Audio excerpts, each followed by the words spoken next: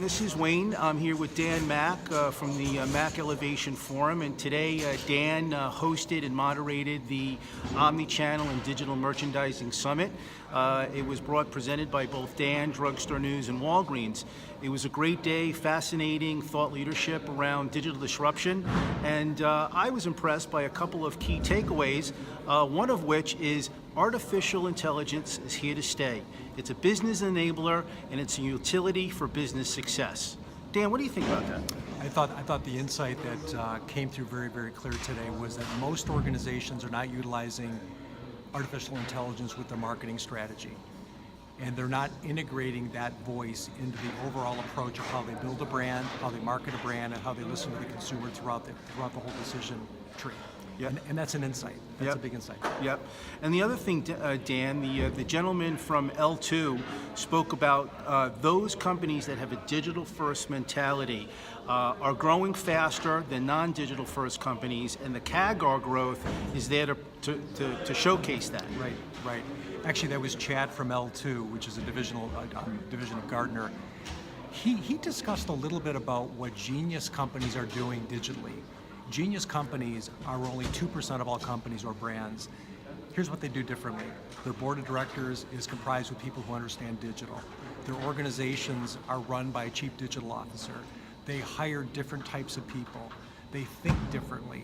Their model for running the business is different. And they're very transparent both to the financial community and to the consumer on how they're doing, what they do well, what they don't do well. So again, they play loose, they play open, and they play very differently than most of the other players that they're competing against. And you know, Dan, the last thing that I really thought was a key takeaway was the notion, the concept of the gentleman from Zebra Technologies, where he talked about there is a convergence of streaming data. And I was really taken away by the notion of the current method of a system of record, which is your traditional CRM and ERP planning process, to a system of reality, which is really data now is on the front line of business, and it's the collection of that front line of data. I thought he was pretty bold when he was saying, we're in a real-time world. Meaning we got to respond to information today, we got to respond to the consumer today, we got to respond to the retailer today, you got to respond to your organization today.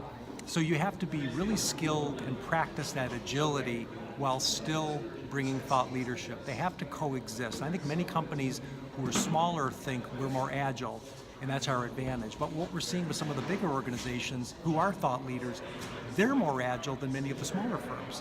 So they got to coexist. One does not take the place of the other, and I think that's kind of the bigger idea. Right. So Dan, overall it was a fantastic day, very engaging day. Again, there were about 150 Walgreens partners and vendors here, business partners.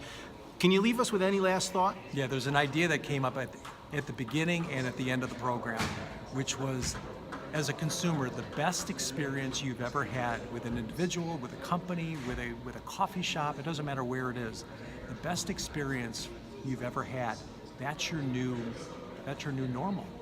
That's your new expectation from what you expect from other brands. So if that's true, everybody should think about what's the greatest experience they've ever had from a service perspective. That's your new normal. Can your company deliver that kind of value? Yeah. Thanks, Dan. It was really great talking to you and seeing you once again. And again, keep up the great work. You got it, brother. See ya.